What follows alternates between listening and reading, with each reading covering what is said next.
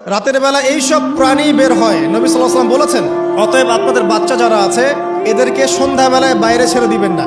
এখন কিন্তু প্রচুর ঘটনা ঘটছে, প্রচুর জিনঘটিত ঘটনা ঘটছে, জাদু টোনা করা হচ্ছে, বান টোনা করা হচ্ছে না।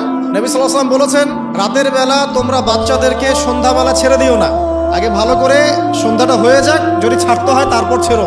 তারপর রাতের রাত যখন গভীর হবে তখন তোমরা এলোপাথালি ঘোরাফেরা করো না, রাস্তাঘাটে বনে জঙ্গলে ঘোরাফেরা করো না, কারণ এই সময় এমন কিছু মাখলুককে আল্লাহ পাক ছেড়ে দেন যাদেরকে তোমরা দেখো না। এখন সায়েন্সের যুগ তো, মানুষ মনে করে এগুলোর কোনো ভিত্তি নাই মনে হয়। কোরআন বলছে জাদু সত্য, কোরআন বলছে জাদু সত্য। কোন সূরা? সূরা বাকারা আয়াত নাম্বার 101, 101, 102 পড়ে দেখেন। ওয়াত্তাবিউ মা তাতলু শায়াতিন আলা মুলকি সুলাইমান, এই আয়াতটা পড়েন, বিশাল একটা আয়াত আছে। ওয়া মা কাফারা সুলাইমান ওয়ালাকিন্না শায়াতিন কাফারু ইউআল্লিমুনা আন-নাস সিহর। এই সিহর দিয়ে কি হতো? মা ইউফাররিকুনা বিহি বাইনাল মারই ওয়া যাওজি। সুলাইমান আলাইহিস সালামের সময় এই জাদুবিদ্যার প্রচলন ছড়িয়ে পড়ে। এই জাদু মানুষ শিখে কি করছিল? নারী পুরুষের মাঝখানে, স্বামী স্ত্রীর মাঝখানে বিভেদ সৃষ্টি করছিল। এখন দেখেন না, পরিবারের স্বামী স্ত্রীর বন্ধন ভেঙে যায় না, কেউ কাউকে দেখতে পারে না, এমন হচ্ছে না? খুব ভালো সম্পর্ক হঠাৎ করে সম্পর্ক খারাপ। এই জাদুবিদ্যা সত্য। এবং এখনকার অনেক ভণ্ড যে কবিরাজগুলো বের হয়েছে, এরা জিনকে তাবে করে নিয়ে এই জিনদের মধ্য দিয়ে মানুষের মধ্যে জাদু ছড়িয়ে দিয়েছে। এই জাদুবিদ্যা সত্য। এর ফলশ্রুতিতে বহু পরিবার ধ্বংস হয়ে যাচ্ছে, দৃশ্য অদৃশ্যের অনেক ক্ষতি আছে। এগুলো এখনকার সায়েন্স বিশ্বাস করে না। আর সায়েন্স বিশ্বাস করে না বলে যে আমরা বিশ্বাস করবো না এমনটাও নয়। এখন বিজ্ঞান যেটা প্রমাণ করতে পারে নাই, এটা কি বিজ্ঞানের ব্যর্থতা না ইসলামের ব্যর্থতা? আল্লাহ রব্বুল আলামিন এবং তার রাসূল যা বলেছেন সেটাই চূড়ান্ত সত্য।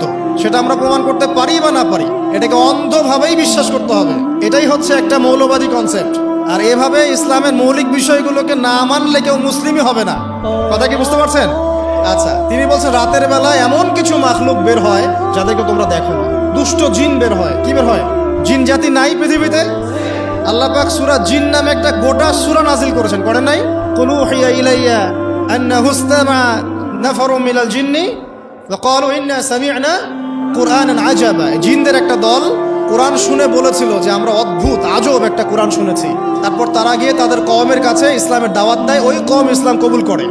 এটা নবী সাল্লাল্লাহু আলাইহি ওয়াসাল্লামের জীবনের সেই সময়কার ঘটনা, যখন নবীজি তায়েফ থেকে ফিরে আসছেন। তায়েফবাসী তাকে অত্যাচার করলো, তিনি নাখলা উপত্যকায় এসে নামাজ পড়ছেন, ওই নামাজের কেরাত শুনে জিনরা ইসলাম কবুল করেছে।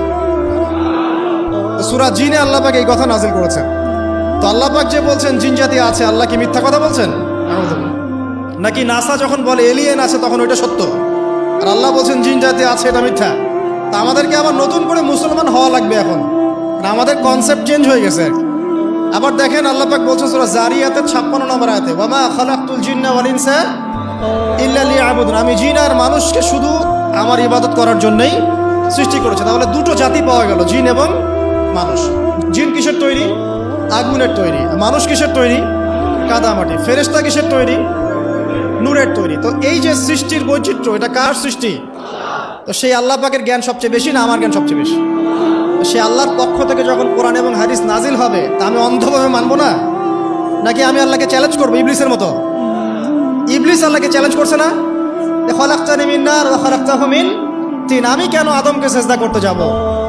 আমি কেন আদমকে সেজদা করতে যাব? আপনি আদমকে সৃষ্টি করেছেন মাটি দিয়ে, আমাকে সৃষ্টি করেছেন আগুন দিয়ে। তাহলে আমি আদমের চাইতে সুপিরিয়র, আমি আদমের চাইতে সেরা, তা আমি কেন ওকে সেজদা করতে যাব? তো ইবলিস আল্লাহকে চ্যালেঞ্জ করলো না? তো এখন আমরা যারা আল্লাহকে চ্যালেঞ্জ করছি, এখন এই বিশ্বে যারা আল্লাহকে চ্যালেঞ্জ করছে, কোরআনকে চ্যালেঞ্জ করছে, হাদিসকে চ্যালেঞ্জ করছে, এরা কি আল্লাহর অনুগত বান্দা না ইবলিসের এজেন্ট?